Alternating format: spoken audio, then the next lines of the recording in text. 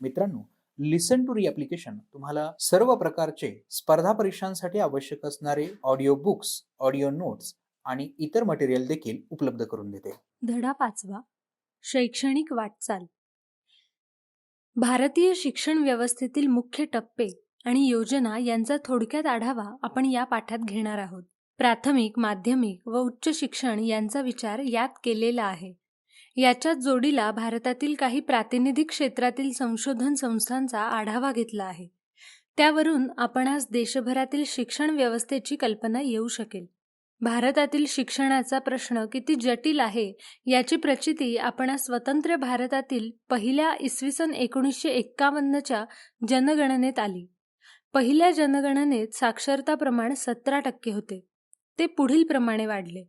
1971 मध्ये 34%, 1981 मध्ये 43%, 1991 मध्ये 52%, तर 2001 मध्ये 64%.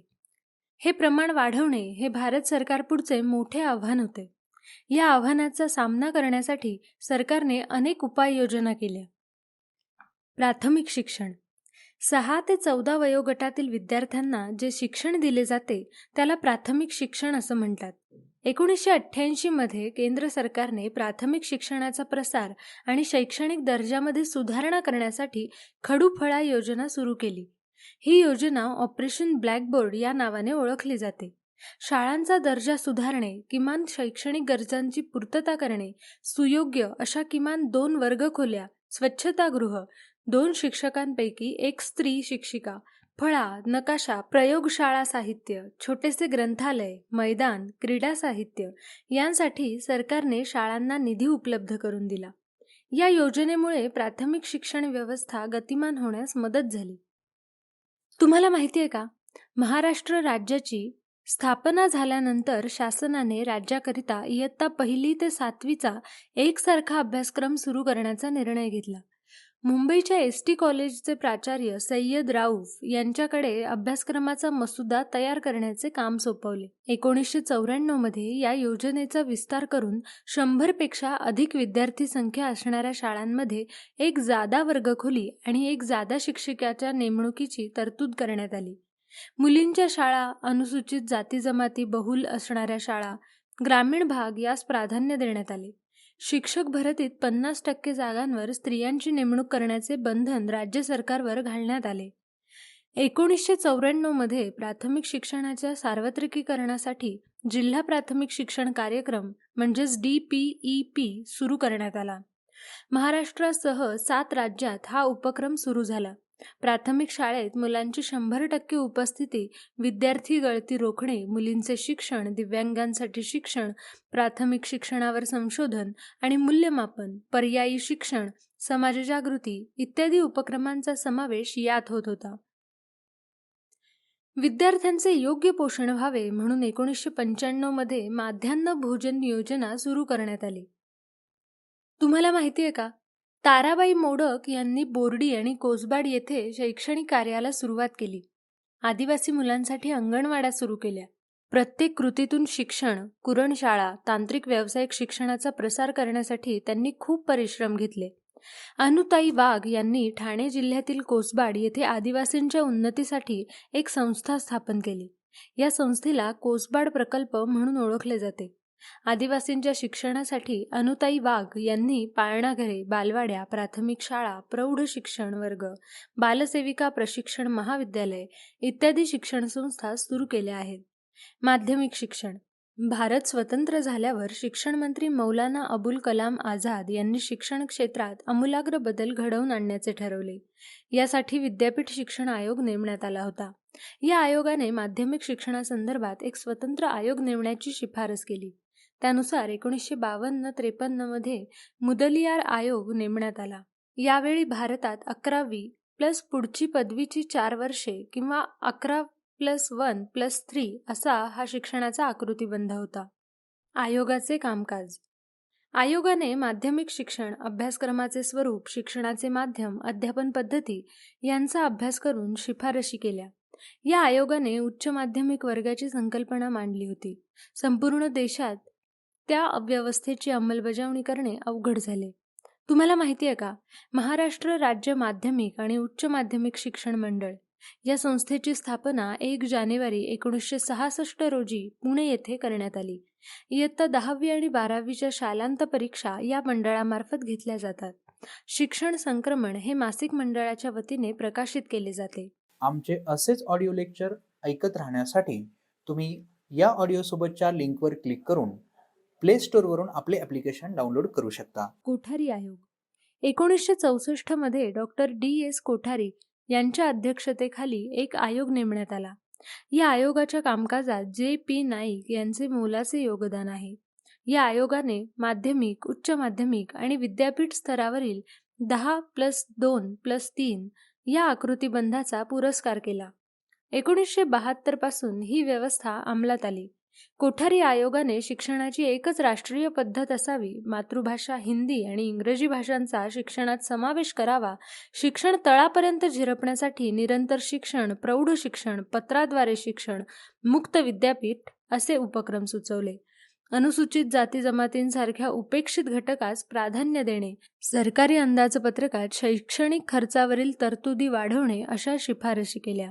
महाराष्ट्र राज्याने 10+2+3 ही शैक्षणिक रचना 1972 मध्ये स्वीकारून 1975 मध्ये 10वीची पहिली शालांत परीक्षा घेतली. कोठारी आयोगाने सांगितलेली शिक्षणाची उद्दिष्टे: शिक्षणाचे आधुनिकीकरण, लोकशाहीचे संरक्षण आणि संवर्धन, शिक्षण आणि उत्पादकता, सामाजिक, नैतिक, आध्यात्मिक मूल्यांची जोपासना, सामाजिक आणि राष्ट्रीय एकात्मता ही शिक्षणाची उद्दिष्टे होत. उच्च शिक्षण. स्वातंत्र्योत्तर कालखंडातील शिक्षण. भारत स्वातंत्र्य झाल्यावर 1948 मध्ये केंद्र सरकारने डॉक्टर सर्वपल्ली राधाकृष्णन यांच्या अध्यक्षतेखाली विद्यापीठ शिक्षण आयोगाची नियुक्ती केली. आयोगाकडे आर्थिक अनुदान, विद्यापीठांचा दर्जा आणि समन्वय ही कामं देण्यात आली. कार्यपद्धती. आयोगाने पंचवार्षिक पद्धती स्वीकारली. विद्यापीठांना अनुदान मंजूर करून वाटप करण्याचे कार्य सरकारच्या वतीने करण्यास सुरुवात केली. विद्यापीठीय शिक्षण नियोजन, अभ्यासक्रमात सुसूत्रता, शिक्षणाद्वारे राष्ट्रीय गरजांना प्राधान्य, उच्च शिक्षणाच्या विविध योजनांची आखणी आणि अंमलबजावणी या गोष्टी आयोग करत आहे. आयोगाने विद्यापीठ विकास परिषदा स्थापने, पदव्युत्तर अध्यापनासाठी प्रगत अध्यापन केंद्र, नवी विद्यापीठं स्थापन करणे यात मोलाचे कार्य केले. भारतात दूरदर्शनचे आगमन झाल्यावर कंट्री वाईड क्लासरूम या कार्यक्रमाचे आयोगाच्या वतीने दूरदर्शनवरून प्रसारण करण्यात आले. तुम्हाला माहिती आहे का, 1965 मध्ये महाराष्ट्रात कला शिक्षणाचे धोरण आखण्यासाठी व ते कला संस्थांद्वारे अंमलात आणण्यासाठी कला संचालनालयाची स्थापना करण्यात आली. शालेय पातळीवर घेतल्या जाणाऱ्या ड्रॉइंग ग्रेड परीक्षांचे आयोजन करण्याची जबाबदारी या विभागाने घेतली. National council of education research and training. 1 September 1961 रोजी दिल्ली येथे संस्थेची स्थापना करण्यात आली. केंद्र सरकारला शालेय शिक्षणाच्या बाबतीत सर्वकष धोरणांसंदर्भात आणि शैक्षणिक योजनांच्या अंमलबजावणीत मदत करणे हा या संस्थेचा मुख्य उद्देश आहे. शिक्षणविषयक संशोधन, विकास, प्रशिक्षण, विस्तार, शैक्षणिक कार्यक्रम, शालेय अभ्यासक्रम आणि पाठ्यपुस्तकांची पुनर्रचना याची जबाबदारी NCERT कडे सोपवण्यात आली. या संस्थेने केंद्रीय माध्यमिक शिक्षण मंडळाच्या सहकार्याने शालेय अभ्यासक्रम आणि पाठ्यपुस्तकांची निर्मिती करण्यात मध्यवर्ती भूमिका बजावली. राज्य शासनास प्राथमिक आणि माध्यमिक शिक्षणाच्या संदर्भात सहकार्य आणि मार्गदर्शन NCERT ने उपलब्ध करून दिले. शिक्षकांसाठी मार्गदर्शिका, कार्यपुस्तिका, अध्यापन प्रशिक्षण, अध्ययन अध्यापन तंत्राचा विकास, राष्ट्रीय स्तरावर प्रज्ञाशोध परीक्षा असे उपक्रम राबवले. NCERTच्या धर्तीवर सर्व राज्यात SCERT ही संस्था स्थापन करण्यात आली. महाराष्ट्र राज्यासाठी महाराष्ट्र राज्य शैक्षणिक संशोधन व प्रशिक्षण परिषद MSCERT ही संस्था 1984 साली पुणे येथे स्थापन करण्यात आली. प्राथमिक शिक्षणाचा दर्जा उंचावणे, शिक्षकांसाठी सेवांतर्गत प्रशिक्षण, अभ्यासक्रम आणि मूल्यमापन याबाबत प्रशिक्षण देणे, विद्यार्थ्यांना 10वी आणि 12वी परीक्षेनंतर कोणते व्यावसायिक अभ्यासक्रम निवडावे याचे मार्गदर्शन करणे इत्यादी शैक्षणिक कामे ही संस्था करते. या संस्थेला विद्या प्राधिकरण या नावाने संबोधण्यात येते. जीवंत शिक्षण हे मासिक या संस्थेतर्फे प्रकाशित केले जाते. तुम्हाला माहिती आहे का, महाराष्ट्र राज्य पाठ्यपुस्तक निर्मिती व अभ्यासक्रम संशोधन मंडळ बालभारती या संस्थेची स्थापना 27 जानेवारी 1967 रोजी पुणे येथे झाली. शालेय विद्यार्थ्यांसाठी पाठ्यपुस्तके तयार करण्याचे काम बालभारती करते. आमचे असेच ऑडिओ लेक्चर ऐकत राहण्यासाठी तुम्ही या ऑडिओसोबतच्या लिंकवर क्लिक करून प्ले स्टोअरवरून आपले ॲप्लिकेशन डाउनलोड करू शकता. मराठी, हिंदी, इंग्रजी, उर्दू, कन्नड, सिंधी, गुजराती, तेलुगू या 8 भाषांमधून पाठ्यपुस्तके तयार केली जातात. किशोर हे विद्यार्थ्यांसाठीचे मासिक बालभारती प्रकाशित करते. राष्ट्रीय शैक्षणिक धोरण 1986 या धोरणानुसार समाजाच्या बदलत्या गरजा लक्षात घेऊन प्राथमिक, माध्यमिक व उच्च माध्यमिक शिक्षणात मूलभूत स्वरूपाचे बदल घडवण्यात आले. या धोरणात सर्व राज्यांकरिता किमान एक राष्ट्रीय अभ्यासक्रम सूचित करण्यात आला. त्यात भारतातील सर्व विद्यार्थ्यांना समान शैक्षणिक संधी उपलब्ध व्हावी अशी अपेक्षा आहे. प्रत्येक राज्यातील त्यांच्या सांस्कृतिक, भौगोलिक आणि ऐतिहासिक गरजांनुसार राष्ट्रीय अभ्यासक्रमात लवचिकता आणण्यास वाव दिलेला आहे. राष्ट्रीय शैक्षणिक धोरण 1986 ची परिणामकारक अंमलबजावणी होण्यासाठी राष्ट्रीय स्तरावर तयार करण्यात आलेल्या कृती कार्यक्रमावर आधारित प्राथमिक शिक्षण अभ्यासक्रम 1988 तयार करण्यात आला.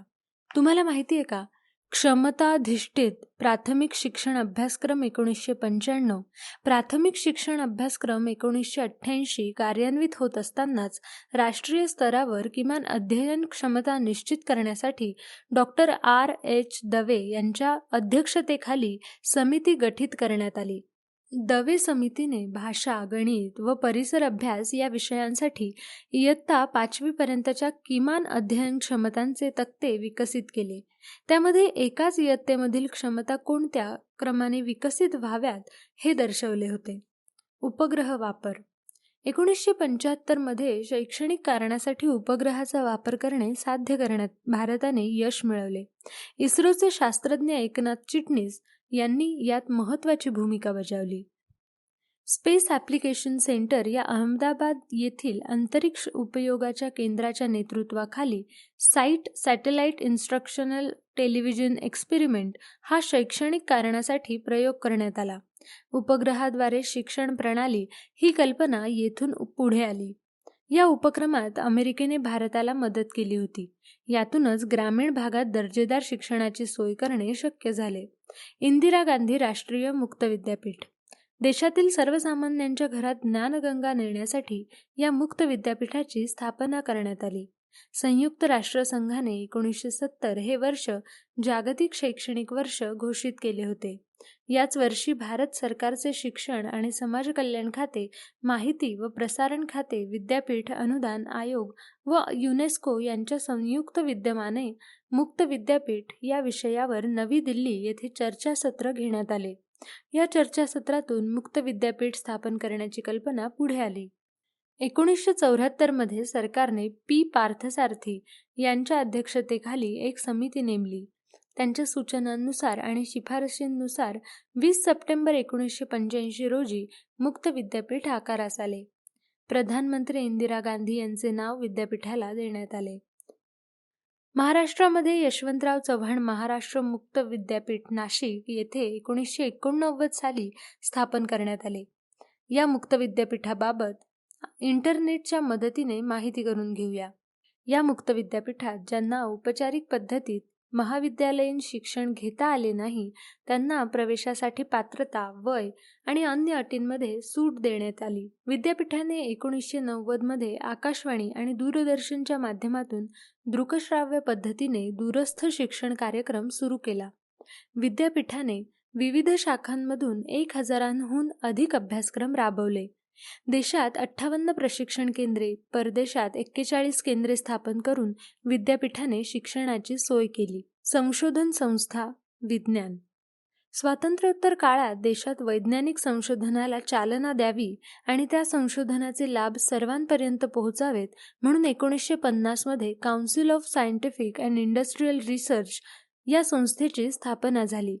पदार्थ विज्ञान, रसायन, औषधे, अन्न प्रक्रिया, खाणकाम अशा क्षेत्रात संशोधन सुरू झाले. या संस्थांमधील संशोधनाचा लाभ भारतातील उद्योगांना व्हावा म्हणून औद्योगिक संस्थांबरोबर करार करण्यात आले. त्यामुळे भारताची आयात कमी होऊन परकीय चलनाची बचत झाली. या संस्थेने मूलभूत संशोधनाला चालना दिली. उच्च शिक्षणासाठी परदेशात गेलेल्या विद्यार्थ्यांना भारतात परत येण्यासाठी या संस्थेच्या प्रयोगशाळांनी महत्त्वाची भूमिका बजावली. या संस्थेने मतदानाकरिता बोटाला लावण्यात येणारी शाई, हिवताप, हत्तीरोग, क्षयरोग यांवरील औषधे, पाणी शुद्धीकरण तंत्रज्ञान, बांबू उत्पादन काळात कपात या गोष्टी केल्या. आमचे असेच ऑडिओ लेक्चर ऐकत राहण्यासाठी तुम्ही या ऑडिओसोबतच्या लिंकवर क्लिक करून प्ले स्टोअरवरून आपले ॲप्लिकेशन डाउनलोड करू शकता. DNA फिंगर प्रिंटिंग तंत्रज्ञान भारतात सर्वप्रथम वापरणे, अंदमानातील आदिवासींचा जनुकीय अभ्यास करून त्या जमाती 60,000 वर्षे जुन्या आहेत हे सिद्ध करणे, भूकंपाची आगाऊ सूचना मिळवणे इत्यादी गोष्टी या संस्थेने केल्या.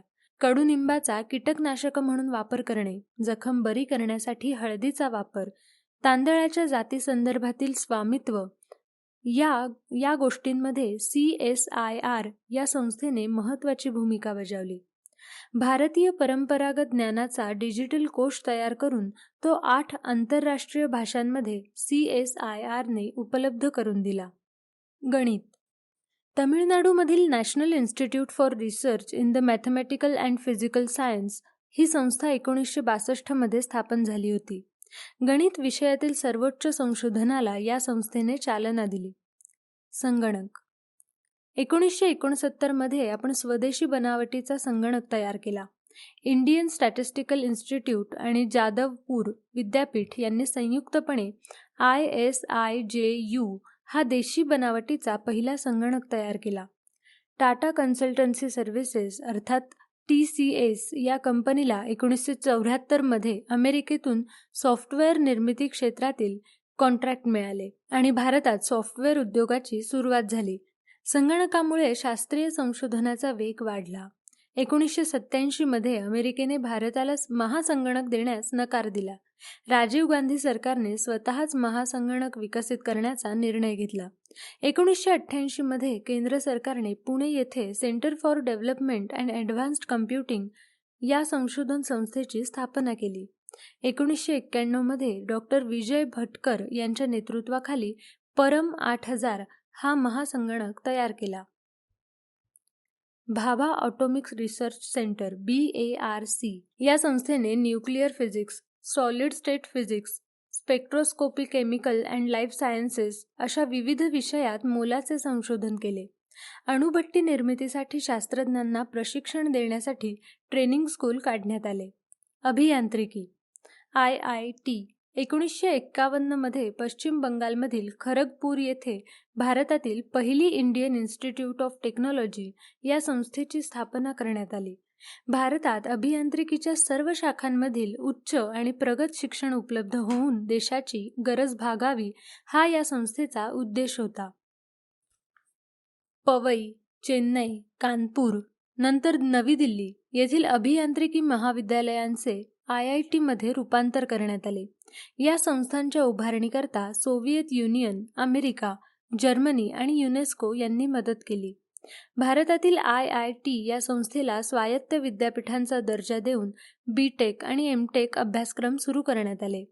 प्रवेश परीक्षेद्वारे प्रवेश आणि माफक शुल्क व विद्यार्थ्यांसाठी आरक्षण हे IIT या संस्थेचे वैशिष्ट्य आहे. 1970-80च्या दशकात या संस्थेतील विद्यार्थी मोठ्या प्रमाणात परदेशी जाऊ लागले. यामुळे ब्रेन ड्रेनची समस्या म्हणजे उच्चशिक्षित विद्यार्थी कायमस्वरूपी परदेशात जाणे ही समस्या निर्माण झाली. 1990 नंतर मात्र ही परिस्थिती बदलली. 1994 मध्ये गुवाहाटी, 2001 मध्ये रुरकी येथे IIT या संस्थेची स्थापना करण्यात आली. Indian institute of management. IIT मधून उच्च दर्जाचे अभियंते तयार होऊ लागल्यावर कुशल दर्जाचे व्यवस्थापक घडवण्यासाठी केंद्र व गुजरात राज्य सरकारने अहमदाबाद येथे या संस्थेची स्थापना केली. अमेरिकेच्या हार्वर्ड बिझनेस स्कूल या संस्थेने वरील संस्थेच्या उभारणीत मदत केली. कोलकाता, बंगलोर, लखनौ, कोझिकोडे, इंदूर आणि शिलाँग येथे इंडियन इन्स्टिट्यूट ऑफ मॅनेजमेंट या संस्था स्थापन करण्यात आल्या. तुम्हाला माहिती आहे का, film and television institute of India या संस्थेत चित्रपट निर्मिती संदर्भातील कोणत्याही पैलूंबाबत पद्धतशीर शिक्षण मिळते.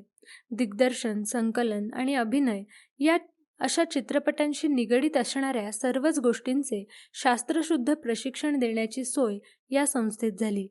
पुण्यातील प्रभात फिल्म कंपनीचा वारसा या संस्थेला मिळाला आणि संख्या जगभर ख्यातकीर्त झाली. National institute of design NID 1961 मध्ये अहमदाबाद येथे औद्योगिक आरेखन म्हणजेच इंडस्ट्रियल डिझायनिंग या विषयाचे शिक्षण देण्यासाठी या संस्थेची स्थापना करण्यात आली. या संस्थेने 1963-64 मध्ये बेसिक डिझाईन, ग्राफिक डिझाईन, वस्तूंचे डिझाईन, व्हिज्युअल कम्युनिकेशन हे अभ्यासक्रम सुरू केले. या संस्थेने आकाशवाणी संच म्हणजेच ट्रान्झिस्टर, गणकयंत्र म्हणजेच कॅल्क्युलेटर या वस्तूंचे आरेखन, इंडियन एअरलाइन्स आणि स्टेट बँक यांची बोधचिन्ह तयार करणे ही कामं केली आहेत. आमचे असेच ऑडिओ लेक्चर ऐकत राहण्यासाठी तुम्ही या ऑडिओसोबतच्या लिंकवर क्लिक करून प्ले स्टोअरवरून आपले ॲप्लिकेशन डाउनलोड करू शकता. संशोधन संस्था, वैद्य क्षेत्र. स्वातंत्र्योत्तर कालखंडात वैद्यकीय क्षेत्रातील संशोधनासाठी 1949 मध्ये भारतीय वैद्यकीय अनुसंधान परिषदेची ISMR या संस्थेची स्थापना झाली. या संस्थेवर देशातील विद्यापीठे, वैद्यकीय महाविद्यालये, शासकीय व बिगर शासकीय संशोधन संस्था यांना संशोधनासाठी सहकार्य, मार्गदर्शन आणि आर्थिक सहाय्य उपलब्ध करून देण्याची जबाबदारी देण्यात आली. विविध रोगांवर संशोधन करणारी 26 केंद्रे देशभरात सुरू झाली. या संस्थेच्या संशोधनामुळे क्षयरोग आणि कुष्ठरोगावर नियंत्रण मिळवणे शक्य झाले. याच क्षेत्रातील प्रगत वैद्यकीय शिक्षण आणि संशोधनाला चालना देण्यासाठी all India institute of medical sciences AIIMS या संस्थेची स्थापना झाली. या संस्थेवर वैद्यकशास्त्राच्या पदवी व पदव्युत्तर अभ्यासक्रमांच्या शिक्षणाची जबाबदारी टाकली गेली. वैद्यकशास्त्राच्या बहुतांश शाखांमधील पदवी आणि पदव्युत्तर शिक्षणाच्या सुविधा असलेली महाविद्यालये, संशोधनाच्या चांगल्या सुविधा, सुसज्ज सार्वजनिक इस्पितळे ही या संस्थेची प्रमुख वैशिष्ट्ये होत.